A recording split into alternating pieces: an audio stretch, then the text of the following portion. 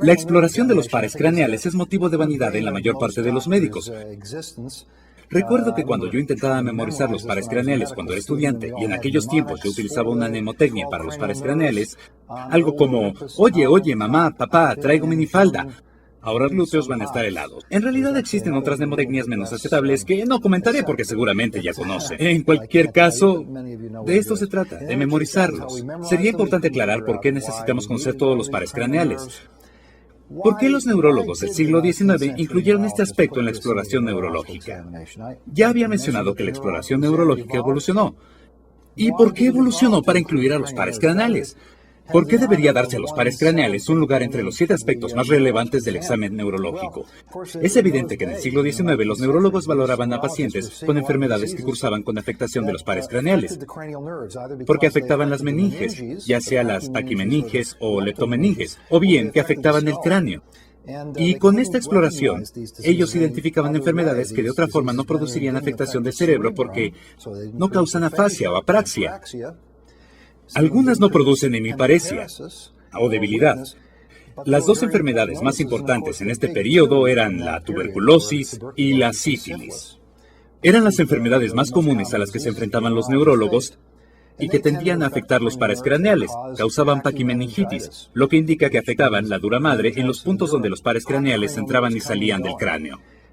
Durante la valoración, ellos debían decidir si el paciente tenía o no tuberculosis o sífilis y, por supuesto, esto también puede hacerse hoy en día, aunque otras enfermedades han sustituido a la tuberculosis y a la sífilis en este mundo moderno y han tomado gran importancia por su propio derecho. Por supuesto, se encuentra el cáncer del sistema nervioso central. Muchas personas han sobrevivido al cáncer que hubiera matado a un individuo en el siglo XIX, y esos cánceres en ocasiones afectan las leptomeninges y producen compresión que causa problemas sobre los pares craneales. Algunos de ellos por causar metástasis a huesos y al cráneo en los puntos donde los pares craneales entran y salen a través de orificios que se encuentran en la base del cráneo. Por ejemplo, el cáncer mamario y prostático son 2 buenos ejemplos de enfermedades de los pares craneales. Aunque por supuesto, hay muchas otras que producen ese efecto, enfermedades que son específicas o casi específicas de los pares craneales. Creo que el prototipo podría ser la parálisis de Bell, la parálisis facial que se presentaba antes y aún se observa en algunos casos de borrelosis o de enfermedad de Lyme, de forma que aún son de gran importancia los pares craneales. No creo que sea apropiado utilizar alguna mnemotecnia para explorar de forma sistemática los pares craneales. Yo recomiendo que se agrupen los pares craneales recordando su función. El médico debe pensar en los pares craneales durante la exploración de forma lógica. El primer grupo de pares craneales es en realidad un grupo de un elemento, que corresponde al nervio olfatorio. Muchos médicos omiten este nervio. Recordarán que muchos anotan en el expediente exploración de los pares craneales 2 a 12 intactos. ¿Pares craneales 2 a 12 intactos? No entiendo a qué se refieren los médicos con esto. En ocasiones me acerco a una persona que haya escrito algo así y le pregunto qué tiene en contra del primer par craneal. ¿Por qué no lo explora? ¿Es difícil explorarlo? ¿Cree que no es importante? Es de gran importancia en casos de enfermedades que afectan el primer par craneal con traumatismos cefálicos,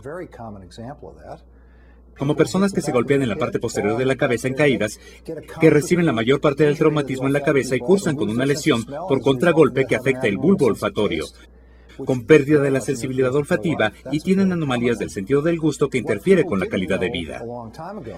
Algunos no lo identifican por mucho tiempo, aunque los médicos sabemos que los trastornos del bulbo olfatorio son manifestaciones muy iniciales de algunas enfermedades neurodegenerativas importantes, entre las cuales resalta el parkinsonismo. De hecho, se cree que el parkinsonismo afecta casi siempre el olfato. Existen muchas razones por las que se debe explorar la sensibilidad olfatoria y no es aceptable escribir pares craneales 2 a 12 intactos. Al igual que el resto de la exploración física, no puede decidirse si debe o no realizarse. Depende de la evolución y de las circunstancias, pero no existe una razón para ignorar el primer par craneal. Siempre llevo conmigo este pequeño contenedor con un número 1 escrito en la etiqueta que hace referencia al primer par craneal.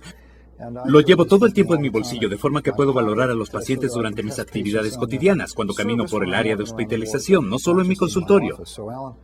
Alan, por favor, huele esto. No es necesario que le pidamos que se obstruya una u otra narina, solo deseo saber si puede oler esto. ¿Puedes olerlo? Huele bien. Creo que es café. Café, es correcto. Este es un café viejo. No es un café muy bueno. Debo reemplazarlo en breve. Es algo sencillo. Puede utilizarse menta. Guardar un poco de menta en un pequeño contenedor como este utilizando menta fresca. Solo toma un segundo, vale la pena y en ocasiones es una prueba fundamental. La persona puede decir, perdí mi sentido del gusto.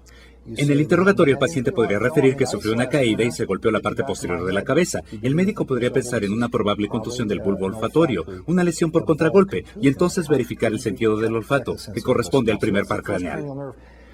Este es el primer grupo y contiene un elemento. A continuación hablaremos del grupo que incluye a los ojos. ¿Qué pares craneales se exploran junto con los ojos en una y otra forma? Este es un grupo grande y voy a tratar de explicarles cómo se exploran los pares craneales. Es que abarcan los pares 2, 3, 4, 6 y 8. Todos ellos relacionados con los ojos, y a continuación mencionaremos todo lo relacionado con la exploración. Si se explora cuidadosamente sus ojos, se observa que sus ojos son normales en todos los sentidos. Hemos explorado los pares craneales del 2 al 8, de forma que si se tiene un buen sentido del olfato y si sus ojos se encuentran intactos, ya hemos realizado la exploración del 1 al 8 de 12 posibles pares craneales, lo que no está nada mal. Ahora se realizará la exploración de los ojos en forma organizada, explorando los globos oculares, las pupilas y sus conexiones con el sistema nervioso central, pero también se explorarán los movimientos oculares y de los párpados. Realizaremos la exploración en una secuencia que inicia con el segundo par craneal. Lo que la mayor parte de la gente olvida es que puede observar directamente el segundo par craneal. Es la única parte del sistema nervioso central que podemos observar. Recordarán que nervio es un nombre incorrecto. No es un nervio, sino un haz. Por desgracia, los neuroanatomistas antiguos lo denominaron nervio, de forma que aún usamos el nombre de nervio óptico, que corresponde al segundo par craneal. Puede observarse directamente. No debe pasarse por alto la oportunidad de observarlo. Hay muchas razones por las cuales observar el nervio óptico. Usaré este oftalmoscopio que llevo en mi bolsillo cuando estoy en servicio. Yo no entendía cómo mis maestros podían observar los ojos con un oftalmoscopio pequeño, pero en alguna ocasión me mencionaron algo que quedó grabado en mi mente. Fue que tal vez no fuera un oftalmoscopio muy bueno, pero al menos podía observar los ojos de cualquier persona porque siempre lo tenía cerca. Tal vez usted pueda tener un oftalmoscopio apropiado en la pared de su consultorio, pero este equipo no estará con usted en todo momento. Es bueno tener un oftalmoscopio pequeño para fines neurológicos. Es lo suficientemente bueno para la mayor parte de nuestros propósitos.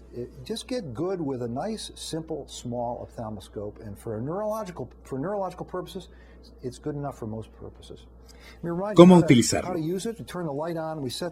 Se coloca el oftalmoscopio en la lente del cero. Es necesario alejarse del paciente. Por favor, observa sobre mi hombro la pared. Me acerco desde este ángulo, desde atrás, y puedo observar una mancha roja que corresponde a la retina. Es un reflejo rojizo. El paciente está observando a la distancia. El nervio óptico se acerca a mí y yo avanzo para dirigirme al nervio óptico. Voy a continuar de esta forma. Observa sobre mi hombro, no me veas a mí. Un par de aspectos importantes que se refieren con la actividad médica. El médico estará en estrecha cercanía con el paciente. Yo coloco mi mano sobre su hombro y me acerco de esta forma. Es muy diferente al tipo de contacto que suele establecerse en la era moderna. Las personas se sientan en el otro lado del escritorio y procuran no tocar a sus pacientes. A la gente no le gusta eso. Los médicos necesitan establecer contacto con el paciente, como ya lo hicimos. Auscultamos el corazón, palpamos las carótidas, etc. Esta es una oportunidad para permanecer cercano al paciente, observar sus ojos. Esta es la única manera de practicar lo que conocemos como la práctica de la medicina. No existe otra forma. Pueden observarse fotografías, memorizarlas todas por completo, pero el médico necesita observar en el interior del ojo. En cada caso, cada paciente es una buena oportunidad para la relación médico-paciente. Es bueno tranquilizar al paciente. Una persona acude al médico por cefalia y tiene el temor de padecer un tumor cerebral. El médico podría no estar preocupado por un tumor cerebral si las manifestaciones no lo sugieran y si la exploración física es normal. Es de gran utilidad que el médico observe el interior del ojo y pueda hacer un comentario como: estoy observando la parte posterior de su ojo derecho. Puedo ver directamente su cerebro. Estoy observando el nervio óptico y el nervio óptico es un haz de tejido nervioso. Estoy viendo el cerebro y al observar a Alan se le ve muy bien. Ya le estoy dando un tratamiento. Él me oyó comentar que se ve muy bien, se ve normal. Ahora observaré la pupila. Se observa su color y sus bordes. Intentaré ver el pulso venoso. Se elige una vena grande saliendo de la pupila y se observa hasta que se vea el pulso. Practiquen hasta que puedan observarlo. Luego intenten observar la fóvea. Se pide que se dirija la mirada directamente al oftalmoscopio, justo hacia la luz. Se observa una pequeña depresión que corresponde a la fóvea. Puedo verla muy bien. Examinaré el nervio óptico para describir su color, el cual no debe ser blanco por completo. Debe tener un color ligeramente rosado. Mi descripción no es lo suficientemente buena.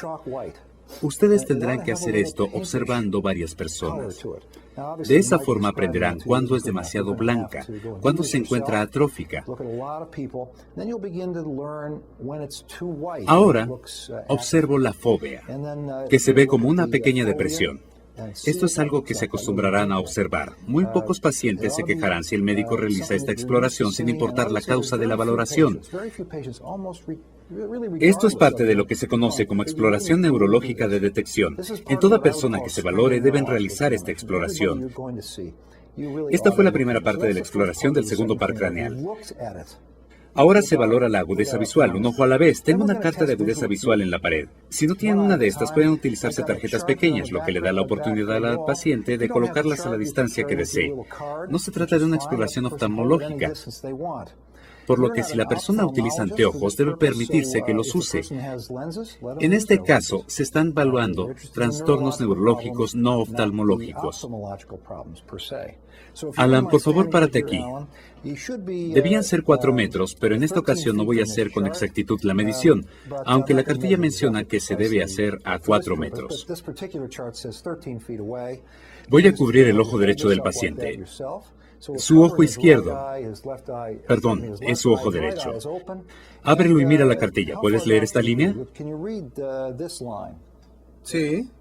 ¿Puedes leer en voz alta? ZHCSR. Muy bien, revisemos el otro ojo.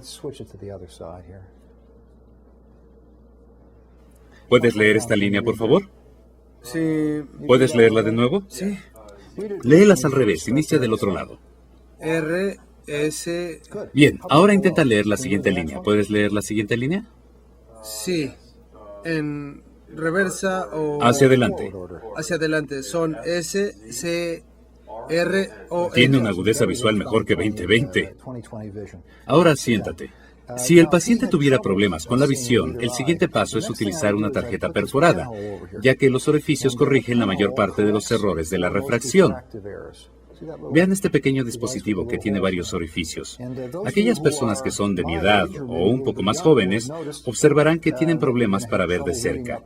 Eso es presbicia. La persona debe sostener los objetos cada vez más y más lejos y finalmente utiliza anteojos. Quítense los anteojos si son ese tipo de personas y observen a través de una tarjeta pequeña con varias perforaciones. Ustedes pueden crearla. Tan solo tomen una tarjeta, realicen perforaciones y colóquenla sobre los anteojos. Observarán que pueden leer como si utilizaran anteojos. Este método corrige los errores de refracción. Es útil para neurólogos porque nos interesa la pérdida visual de origen neurológico, por lo que la valoración de la agudeza visual es el segundo componente de la valoración del segundo par craneal y el tercer aspecto de importancia es la valoración de los campos visuales. Es muy importante valorar los campos visuales porque es una de las valoraciones en las que el paciente no puede referir síntomas. El paciente tal vez no sepa que ha perdido campo visual. Los pacientes, las personas e incluso algunos médicos no comprenden en realidad el concepto de campo visual. Existe un espacio extrapersonal y se crea un mapa del espacio visual. Una imagen mental formada por lo que se observa con ambos ojos. Lo que se observa con el ojo izquierdo podría no observarse con el derecho. Ahora mencionaremos 3 niveles de sensibilidad que se pueden valorar.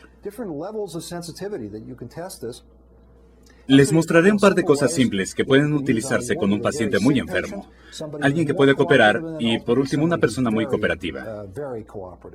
Iniciemos con el método más simple. Supongamos que se valora a un individuo con confusión.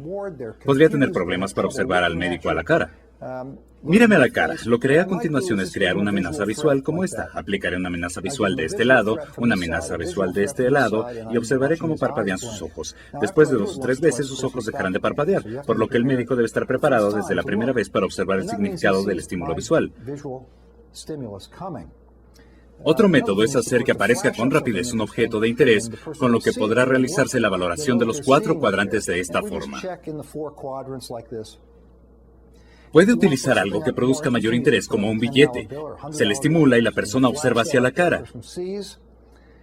Con este método puede detectarse una pérdida sutil del campo visual, incluso en personas con confusión. Si la persona está un poco mejor, pero su estado mental no es perfecto, podría pedirle que viera la cara del médico directamente a mis ojos y mencione cuántos dedos observa. ¿Cuántos fueron? 2. Bien, ¿cuántos son ahora? 5. ¿Y ahora? 1. ¿Y ahora? 6. Eso es todo. Solo le mostré 1, 2 y 5 dedos. Solo 3 señales. No le mostré 3 o 4 porque al estar demasiado cerca las personas podrían confundirse. Estoy valorando la amplitud del campo visual. La incapacidad para observar de manera simultánea 2 lados sugeriría un problema en el lóbulo parietal. Ustedes vieron cómo lo hice. Un cuadrante, después otro cuadrante, después ambos cuadrantes al mismo tiempo, ambos ojos abiertos. No es una prueba perfecta, pero se realiza con rapidez. Es adecuada en personas con confusión leve. Si un paciente no entiende que el médico desea que le observe la cara, pero aún así mantiene fija la mirada, podrían proporcionarle estímulos rápidos antes de que ellos puedan percibirlos. Véame la cara, véame la cara. ¿Cuántos dedos mostré? Muy bien, con eso basta. Estoy seguro de haber valorado la visión periférica porque no le di tiempo de mirar. Ahora podemos cubrir un ojo. Para esto se necesita una persona muy cooperativa. Cubriremos un ojo para valorar el campo visual en un ojo. Voy a alinear la mirada con el ojo apropiado, mi ojo derecho con su ojo izquierdo, y voy a comparar los campos visuales en mi propio campo visual. Se explora su campo visual en forma paralela. Voy a mover mi dedo. Avísame cuando lo veas. Lo veo. Mira directamente a mi ojo. Lo veo. Lo estoy viendo. Comparo tu campo visual con el mío. Lo veo. Él es muy cooperador. Esto permite encontrar su punto ciego. Pero puede moverse el dedo de esta forma. Avísame cuando dejes de ver la punta de mi dedo. No dejes de mirar directamente a mi ojo.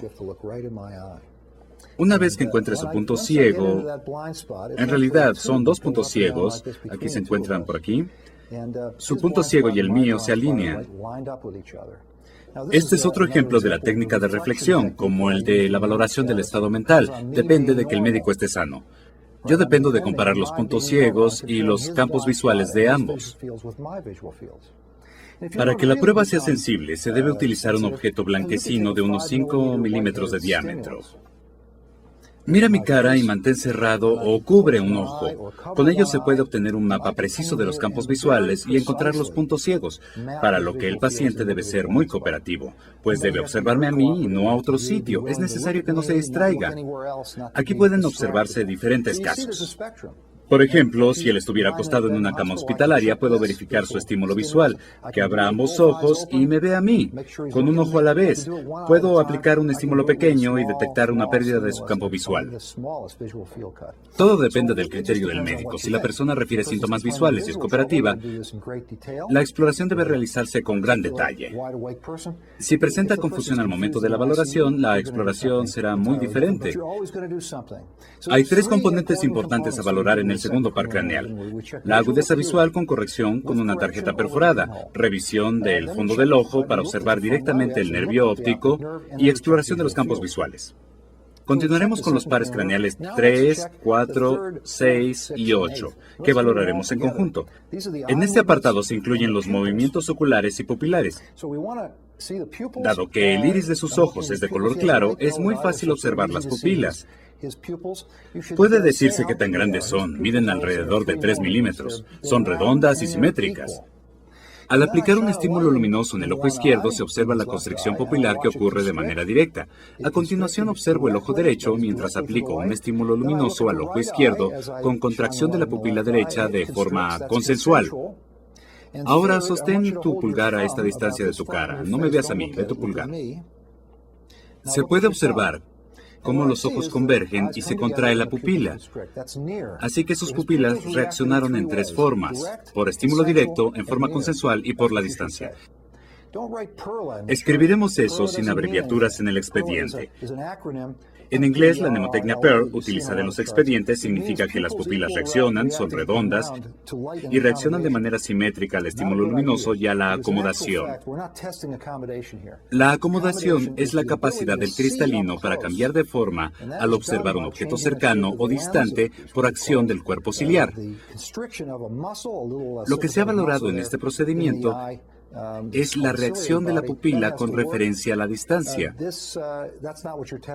Recuérdese que la respuesta a la visión cercana tiene tres componentes: convergencia, miosis, constricción de la pupila, y la acomodación. La prueba anterior valoró la convergencia y la miosis. La acomodación debe realizarla un oftalmólogo. Así que solo mencionaré que las pupilas tienen 3 milímetros de diámetro, reaccionan al estímulo luminoso en forma consensual, así como a corta distancia. Con esto consideraremos que las pupilas son normales. A continuación observaremos los párpados. El superior cubre la porción más superior del iris, muy por arriba de la pupila, no por debajo de ella, y tienen el mismo aspecto en ambos lados.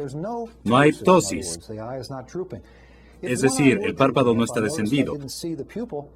Si fuera así, debería decirse si esto es causado por debilidad del músculo elevador del párpado, el cual mantiene abierto el ojo, o si esto es ocasionado por debilidad del músculo de Müller. El músculo de Müller es un músculo simpático circular que rodea el ojo. Cuando presenta debilidad, la fisura palpebral luce estrecha porque el párpado inferior se eleva anormalmente y el superior adquiere una posición anormalmente baja. Esta manifestación es sutil, no espectacular. También se observan pupilas pequeñas en el síndrome de Horner. Al observar el ojo, da la impresión de que es más pequeño, incluso a menudo el paciente lo comenta. El ojo no es pequeño, la fisura palpebral es estrecha y se puede observar una pupila más pequeña que la contralateral y una fisura palpebral estrecha que en conjunto constituyen el síndrome de Horner.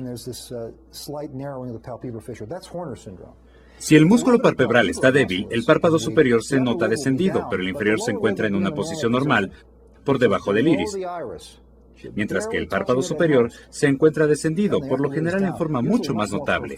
Apenas tocará la pupila. Este es el tipo de cosas que se observa en la parálisis del tercer par craneal, en cuyo caso la pupila se ve grande, dilatada de un lado. Aquí surge la cuestión de definir si una pupila es más pequeña que la contralateral con o sin ptosis. ¿Cuál lado es el anormal? Digamos, por ejemplo, que la pupila derecha mide 5 milímetros y 4 milímetros en el lado izquierdo. ¿Cuál es anormal? Una se encuentra más dilatada y otra se encuentra más contraída. ¿Cómo dilucidarlo? La forma más simple es reducir la intensidad de la luz en la habitación. Esto ocasionará que se dilaten las pupilas, lo que constituye un estímulo poderoso para la dilatación pupilar. La pupila anormal es aquella de diámetro más grande porque, si bien se dilata, no se contrae de forma normal en respuesta a la luz brillante, y sucede lo contrario al iniciar con la luz brillante. Esta maniobra, entonces, consiste en reducir la intensidad de la luz de la habitación y después exponer al paciente a un estímulo luminoso. La diferencia entre las pupilas, que se hace más evidente al reducir la intensidad de la luz, significa que el problema radica en la dilatación pupilar y corresponde a un síndrome de Horner. Si ocurre lo contrario, diremos que existen anomalías de constricción pupilar. Tal vez se trate de una dilatación parasimpática en la cual la pupila es más grande de lo normal. Si la diferencia de las pupilas no cambia, si ambas se dilatan al reducir la intensidad de la luz y se contraen en presencia de la luz brillante, pero persiste la diferencia de 1 milímetro entre ambas pupilas, esto puede considerarse normal, lo que se conoce como anisocoria idiopática. Se puede llegar a una conclusión de esta forma. Como sabemos, a menudo existe asimetría entre ambos lados y también entre las pupilas. Entonces valoramos los párpados, exploramos el fondo del ojo y la agudeza visual. Lo que falta valorar son los movimientos oculares, para lo cual hay dos formas. En primer lugar, la persona no refiere síntomas relacionados con el movimiento de los ojos o de la visión. Es poco probable encontrar manifestaciones anómalas. Así que, si desea realizarse una exploración rápida, se le pide al paciente que mantenga fija su cabeza, que vea al frente a la cara del médico y que mire hacia arriba, hacia abajo, hacia la derecha y hacia la izquierda. Estos movimientos se conocen como sacudidas oculares. Así, al girar la mirada con rapidez, hay una sacudida hacia arriba, hacia abajo, hacia la derecha o hacia la izquierda. No pueden corregirse estos movimientos oculares hasta que el movimiento se haya detenido. Jump. Los ojos se desplazan y regresan completando la sacudida ocular. Estas se originan en el lóbulo frontal, en la porción frontal del tejido encefálico. Mantén fija tu cabeza. No la muevas. Sigue mi dedo. Lo desplazaré con lentitud. Estoy valorando un sistema de control diferente. Se le denomina persecución. Tiene la cabeza fija y sigue un objeto con la mirada. Se inicia en el centro de la mirada y se valora el movimiento de los ojos, primero rápido y luego lento. Puede realizarse el movimiento con lentitud y aún así sigue el objeto con precisión. Si se hace con rapidez, se observan pequeñas sacudidas oculares conocidas como sacudidas oculares de persecución. Así se ha valorado la presencia de sacudidas oculares y la persecución. Si el paciente comenta que tiene diplopía, lo que podría hacerse es preguntarle dónde ve doble. ¿Dónde es más evidente? Se muestra un objeto para que lo siga con la mirada e indique dónde están más separadas las imágenes. Por ejemplo, si él me comentara, cuando veo de este lado se hace más evidente la visión doble, las imágenes están contiguas una con otra. Simplemente cubro un ojo, por ejemplo, el ojo derecho. Y una de esas imágenes desaparecerá. Si desapareció la imagen colocada más lateral, significa que he cubierto el ojo apropiado, el ojo débil, porque por razones ópticas, la imagen falsa siempre se proyecta en forma lateral. Así, si él ve doble y la imagen izquierda desaparece cuando cubro este ojo, concluyo que es el músculo recto interno derecho el que causa la diplopía. Y esto se invertirá si cubro el ojo y la imagen lateral desaparece, con lo que se concluye que es el recto externo izquierdo el que causa las manifestaciones. Esto es cierto con respecto a la posición en que se encuentra el ojo. Siempre hay dos músculos dominantes. Si él mira hacia arriba y a la izquierda, los músculos principales que utiliza son el recto superior izquierdo y el oblicuo inferior derecho. También aplica en el lado contrario. Aquí y aquí, y también aquí y aquí. Así son 6 lugares donde debe dirigir la mirada. Arriba a la izquierda, posición media y a la izquierda, abajo a la izquierda. Y también arriba a la derecha, posición media y a la derecha, y abajo a la derecha. Así puede verse cuál es el músculo débil cuando hay una diplopía. Recuérdese que la diplopía depende de tener visión en ambos ojos. Si alguien tiene ceguera en un ojo, no puede tener diplopía, por lo que será necesario depender de ese aspecto de los ojos y decidir cuál de ellos no se mueve en forma normal. Un buen truco es aplicar un estímulo luminoso a los ojos y observar los reflejos. El reflejo blanquecino que se observa en un ojo debe encontrarse justo en el centro de la pupila. Y si el ojo no puede seguir la luz justo con el centro de la pupila, se observa que éste no se mueve apropiadamente en una dirección o en otra. Si se ha perdido la visión por cualquier razón, no puede haber diplopía y será más difícil identificar problemas con los movimientos oculares. Existe una conexión entre el octavo par craneal y los movimientos oculares. Esto se conoce como reflejo vestíbulo ocular. Se recordará que el sistema vestibular está conectado al ojo. Cuando la cabeza se mueve hacia la izquierda, hay un estímulo que hace que el individuo gire los ojos a la derecha, de manera que el sistema nervioso intenta conservar la fijación de un objeto sin importar qué es lo que está observando. Al voltear la cabeza de manera súbita, mis ojos continúan observando en esa dirección. Esto puede suprimirse de manera consciente, de forma que si giro la cabeza y no le doy ninguna indicación, el paciente dirigirá la mirada a cualquier sitio donde dirija la cabeza. Si giro la cabeza a la derecha, mirará a la derecha. Si giro la cabeza a la izquierda, mirará a la izquierda. Si deseo valorar el sistema vestíbulo ocular en una persona consciente, tengo que ocupar el sistema para suprimir el reflejo vestíbulo ocular. Lo que haré es pedirle que vea un objeto, que vea mi mano y moveré la cabeza de forma pasiva. Ahora, cuando gire la cabeza a la derecha, sus ojos se dirigirán a la izquierda. Cuando levante su cabeza, sus ojos se dirigirán hacia abajo. Esto corresponde al reflejo vestíbulo ocular. Si hay algo incorrecto con la conexión entre el sistema vestibular y el movimiento de los ojos, los reflejos estarán ausentes.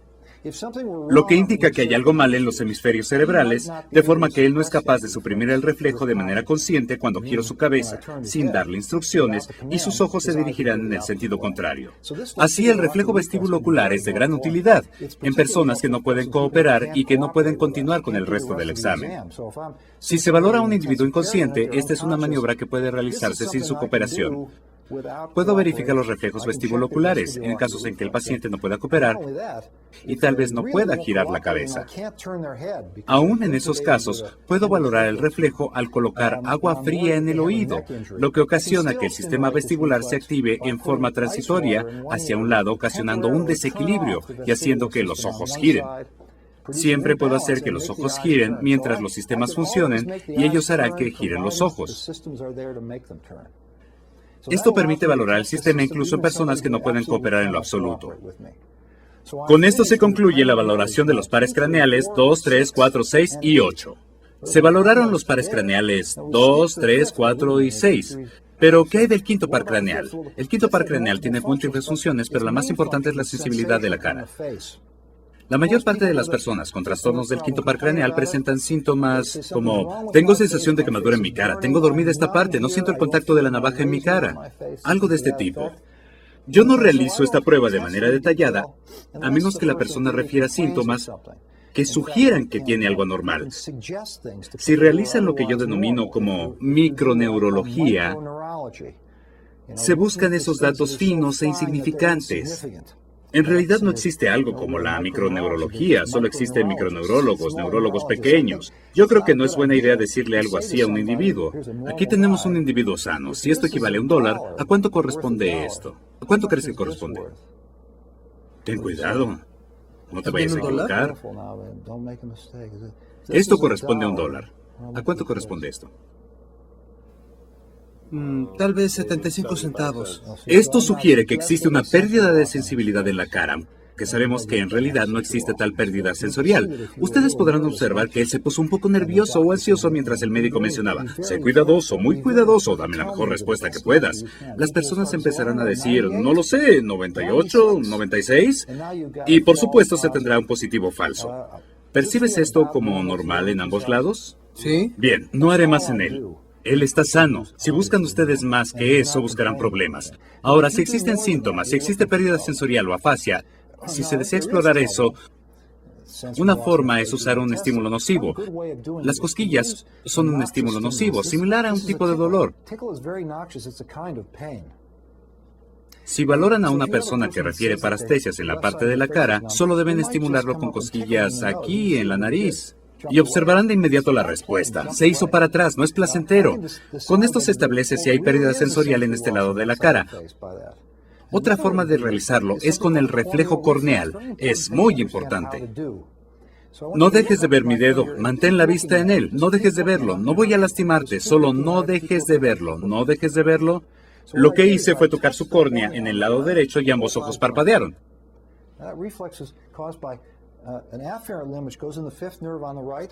Un reflejo 5-7 y puede llevarse a cabo sin la cooperación del individuo.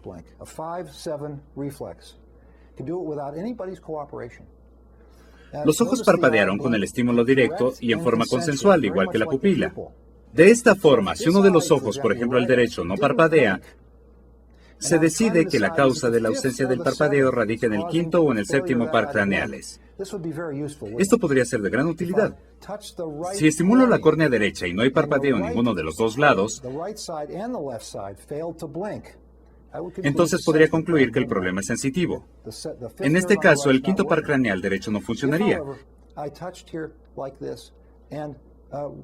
En cambio, si uno de los lados no cierra, tal vez el problema radique en el séptimo par craneal del lado opuesto. Así puedo diferenciar entre lesiones del quinto y del séptimo par craneal utilizando el reflejo corneal. Esta es una sensación muy irritante. Observen cómo sonríe mientras lo estimulo y de esta forma se valora la sensibilidad en toda la cara sin lesionar al individuo y no deja de ser un estímulo nocivo. También es útil el frío. No creo que sea necesario estimular con agujas. En estos días podrían considerarse muy peligrosas. ¿Percibes el frío en ambos lados de tu cara? Sí. Una forma muy importante para valorar a una persona con parestesias de causa psicógena en la cara de una enfermedad real es activar el diapasón y colocarlo en la cara y preguntarle, ¿qué lado es más intenso? ¿Son iguales o existen diferencias en alguno de los lados? Son iguales. En caso de que ustedes valoren a un individuo que mencione que tiene parestesias en el lado derecho de la cara y se coloca el diapasón en la frente considerando que en la frente solo existe un hueso y por lo tanto la vibración se transporta al lado opuesto, si el paciente comenta que solo percibe del lado izquierdo, eso no es fisiológico. El sistema nervioso no puede hacer eso. Nada indica que exista algún trastorno. Al decirme que no puede percibir eso, en realidad debería percibirlo. Esta es una prueba muy importante. Al intentar decidir si alguien dice que tiene problemas de sensibilidad en la cara cuando en realidad no padece algún trastorno. El quinto par craneal tiene otras funciones, pero son difíciles de valorar. Los músculos de la masticación reciben inervación del quinto par craneal, y es muy difícil saber si existe debilidad. Que el paciente cierre con fuerza la mandíbula y palpe los maceteros aquí. ¿Podrías mover tu mandíbula hacia atrás y hacia adelante? Así se exploran los músculos pterigoideos. Abre la boca y no permitas que la cierre. Hay mucha fuerza. Es muy difícil encontrar algún trastorno en estos músculos porque son muy fuertes. Vamos con el séptimo par craneal. Este tiene diferentes funciones, pero la más importante es la expresión facial. Se comentó acerca del parpadeo durante el reflejo corneal. Todos los músculos de la cara contribuyen a la expresión facial y son inervados por el séptimo par craneal. El punto más importante es aprender a valorar y a diferenciar entre los trastornos infranucleares y supranucleares. Esto es de gran importancia en la autoneurología. Es más fácil aprenderlo al referirse al séptimo par craneal. Un trastorno infranuclear significa que el trastorno se encuentra al nivel del núcleo o en un punto distal al núcleo, en el nervio mismo, en la unión neuromuscular o en el músculo. Una lesión infranuclear significa que se ha afectado la totalidad de la distribución, incluyendo las neuronas motoras. Si el paciente tuviera una parálisis del nervio facial infranuclear en el lado izquierdo, todos los músculos faciales estarían débiles, su frente estaría plana, sus ojos descendidos, habría un deceso en la comisura de la boca, de esta forma, y no podría corregirlo sin importar lo que hiciera. Si el paciente se riera de forma espontánea, su cara se distorsionaría. Si intentara soplar, habría una gran cantidad de distorsión en la cara. Esta no cambiaría sin importar lo que se hiciera. Si la lesión es supranuclear, se produce en la corteza, donde hay una representación de la cara y que inerva a ambos lados de la frente y por tanto se encontraría relativamente conservada. Si una persona tuviera una apoplejía en el hemisferio derecho con debilidad en los músculos faciales del lado izquierdo, tendría debilidad en los músculos de la cara pero respetando la frente. Se verían los pliegues cutáneos en la frente y podría pedirse al paciente que mirara hacia arriba y cuando dirigiera la mirada hacia el techo, se podrían observar los pliegues en la frente cuando los párpados se elevan. En una persona con apoplejía y debilidad en los músculos faciales, la debilidad facial supranuclear sería muy evidente, mientras que en los individuos con parálisis de Bell, con una lesión infranuclear en el séptimo par craneal, tal vez por una infección viral, la frente no trabajaría de manera apropiada, los carrillos no funcionarían, nada funcionaría. Gracias. Otras funciones del séptimo par craneal solo se explorarán en circunstancias especiales. El sentido del gusto. 2/3 de la lengua reciben inervación del séptimo par craneal. Algunas personas con parálisis de Bell a menudo comentan que tienen sabor metálico y pueden realizarse pruebas del gusto, que no realizaremos el día de hoy. Pueden elaborarse soluciones saladas, amargas, dulces y aplicarlas sobre la lengua. No representa un gran problema, pero sí es más problemático de lo que suele necesitarse habitualmente. Otra función del séptimo par craneal depende de un nervio pequeño conocido como nervio del músculo estapedio. Cuando el tímpano empieza a vibrar, el músculo amortigua el ruido. Si se pierde dicha función, aparece un fenómeno conocido como hiperacusia. Los ruidos intensos molestan al individuo. Y en tal caso, el médico debe tomar su diapasón y verificar ambos lados. Observaron al paciente como si percibiera un estímulo nocivo. No pueden amortiguar los ruidos. Si una persona con parálisis de Bell tendrá todas estas manifestaciones, tendrá trastornos del gusto de ese lado de la lengua, hiperacusia y parálisis infranuclear, lo que significa que todos los músculos de la cara estarán débiles. Suele ser bastante fácil de identificar este tipo de cosas. Son las principales características del séptimo par craneal. En cuanto al octavo par, utilizamos los movimientos del ojo en el reflejo vestíbulo ocular, pero existen otros componentes, y esto incluye la audición. El componente coclear del nervio vestíbulo coclear se trata de un nervio pero con dos funciones, vestibular y coclear. ¿Cómo se valora la audición? Utilizamos tres etapas. La etapa donde se establece si hay sordera. La mayor parte de las personas comentarán, estoy teniendo problemas para escuchar el teléfono con mi oído izquierdo, se me dificulta. Aquí tengo un diapasón ajustable que puede indicarme si existen problemas.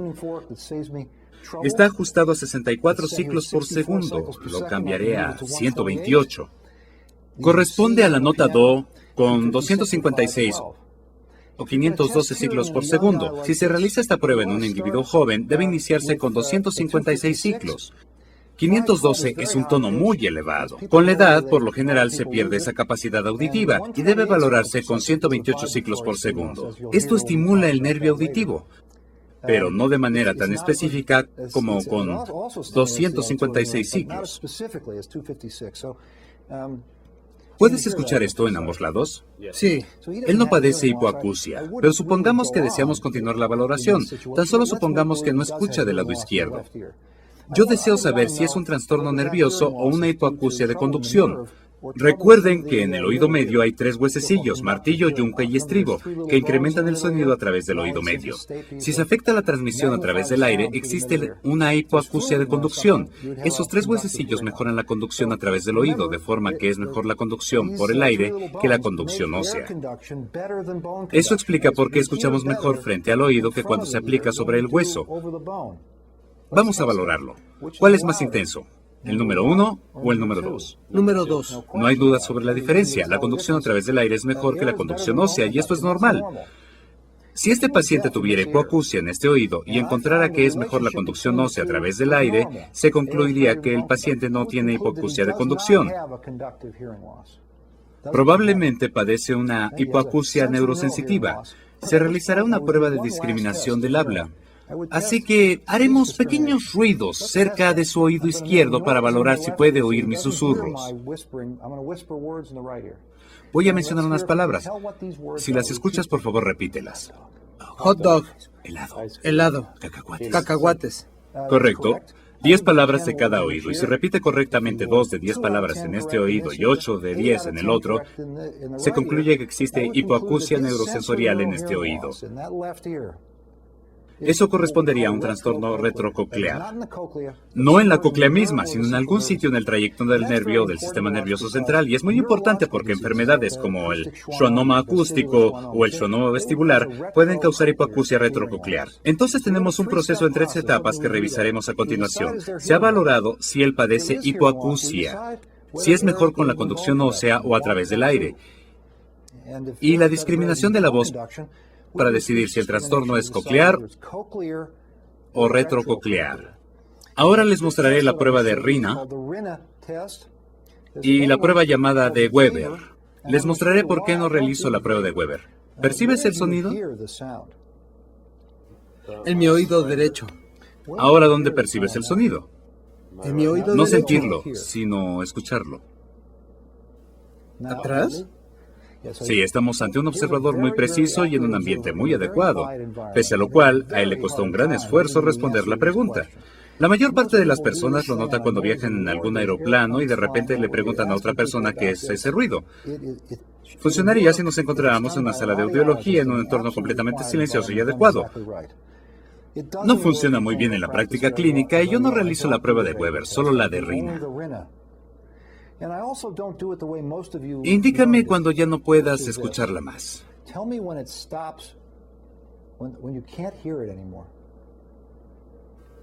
Ya no la escucho. ¿Puedes escucharla ahora? No. No funciona. Sin embargo, es muy fácil para él decir cuál es más intenso, el número 1 o el número 2. 1 o 2. ¿Dos? No hay duda. Ustedes observaron que esperar hasta que el ruido desapareciera no es un método muy preciso. La disipación de la vibración no es lineal en el tiempo que tardó en desplazarlo de aquí a acá. desaparecerá por completo y en ese caso ustedes tendrían un resultado falso positivo. La vibración de la audición en un proceso de 3 pasos. Eso fue la valoración del nervio auditivo. Y ahora continuaremos en dirección caudal. Solo quedan 2 grupos por valorar. Un grupo de pares craneales participa en el lenguaje y la deglución, en el movimiento del paladar, la lengua y los labios. Hablé con este paciente, lo he escuchado hablar y detecto que su lenguaje es perfectamente normal. Hace sonidos linguales, hace sonidos vocales, hace sonidos guturales y los sonidos son correctos y coordinados. No es necesario hacer más. Las personas que inician con problemas en esos pares, mucho antes de que se observan manifestaciones con el paladar, la lengua y los labios, empiezan a emitir ruidos de este tipo. Esto es un desastre lingual. ¿Observaron que mi lengua no se movía de manera apropiada y normal? Se escucharon ruidos nasales de este tipo. Y además los pacientes toserán con frecuencia. Discúlpeme, doctor, porque se están ahogando. Y a menudo tendrán en la mano un pañuelo, y eso es motivo de preocupación, porque parece una enfermedad de neurona motora. Si la persona tuviera un problema insidioso con la lengua, boca, paladar, labios y mecanismo de la deglución, no es necesario explorarlo para saberlo. En este caso, en particular, el lenguaje suena perfectamente normal. Aunque no es necesario explorar la faringe y observar su úvula, lo haremos. Día A. Veo la úvula. Se observa la alineación, no la úvula misma. Observen el rafé, el cual se verá de esta forma. El lado débil se desplazará al lado contrario, en una posición alta hacia el lado sano. Pero no escuchamos un ruido nasal o un lenguaje nasal. Veamos su lengua. Pueden observar que la lengua se mueve. Aunque perciban que se mueve, no significa nada, y no es motivo de preocupación. No significa nada. Algunos pacientes pueden preocuparse mucho si el médico empieza a observar su lengua. No hay nada anormal en la lengua. Tan solo escuchen. ¿Funciona de manera normal? No hay nada malo con ella. Así es como se ve la lengua. Si el paciente abre la boca y no saca la lengua, esta se observará en la base de la boca y aún está moviéndose un poco. Con el tiempo, la lengua presentará atrofia y las personas tendrán terribles problemas con el habla. Grandes problemas. No serán necesarios grandes análisis para saber que hay algo malo con el lenguaje. Escuchen con atención, vean brevemente y no reaccionen excesivamente con el aspecto de la lengua al momento de explorarla. Presiona tu lengua contra mi dedo. Empuja mi dedo. Ahora di la la la la la la. La la la la la. Ta ta ta ta ta ta ta. Ta ta ta ta ta. Pa pa pa pa pa pa. Pa pa pa pa pa pa. Ga ga ga ga ga ga. Ga ga ga ga ga. Popo catapato. Popo catapato. Kiki panca. Kiki pampanu. Poquiti poquiti poquiti poquiti poquiti poquiti. Poquiti poquiti poquiti poquiti. Si este paciente tuviera un problema cerebeloso del lenguaje, no podría hacer énfasis en el lugar correcto. Paquiti paquiti lola lola lola lola. Así es como sonaría. Por supuesto que esto ya lo sabíamos. Hemos escuchado su lenguaje, pero el médico puede valorarlos en la forma que desee. Hemos valorado los pares craneales 9, 10, 12, lo que nos deja el 11º par craneal, uno poco común que pertenece al arco braquial y que inerva 2 músculos, el trapecio y el esternocleidomastoideo, músculos muy grandes que participan en el movimiento de la cabeza y el cuello. No se exploran de manera sistemática a menos que exista una razón específica, pero si los exploramos, se le pide al paciente que eleve sus hombros. Estoy valorando con qué rapidez y simetría los eleva. No es bueno luchar con él, ni aplicar situaciones como no me dejes levantarlo. Tal vez él podría presentar una debilidad de 50%. Y yo no podría saberlo. Con anterioridad, un levantador de pesas me mencionó que tenía debilidad en los deltoides y no pude detectarlo. Pero él lo sabía. Él era 10 veces más fuerte que yo, y eso es una injusticia. Lo contrario es aún peor. Digamos que explora a una mujer de edad avanzada, de 40 kilos de peso, y que le dice, empuje tan fuerte como sea posible, empuje, empuje, empuje. Y de repente perciben un chasquido, y notan que han fracturado un hueso osteoporótico. Se ha producido una fractura al intentar valorar la fuerza. No es necesario. Observen, permitan que el sistema nervioso realice su tarea. Eleva tus hombros, gira la cabeza a la derecha, a la izquierda, flexiona al frente, hacia atrás. Muy bien. Si ustedes desean valorar la fuerza, relájate. Podrían hacerlo con suavidad al pedirle que empuje con fuerza. Observen cómo se contraen los músculos esternocleidomastoideos. Gira tu cabeza a la derecha, sosténla. No me permitas girarla. Vean la contracción, gira a la izquierda, manténla. Eleva tus hombros, manténlos. Hemos valorado el músculo esternocleidomastoideo y trapecio. Hemos terminado. Hemos valorado los 12 pares craneales. No los exploramos simplemente por hacerlo. Esto tiene un significado y ahora pueden comprender por qué son importantes incluso en el siglo XXI y por qué los neurólogos que nos antecedieron consideraron la exploración de los pares craneales como una parte esencial de la exploración neurológica.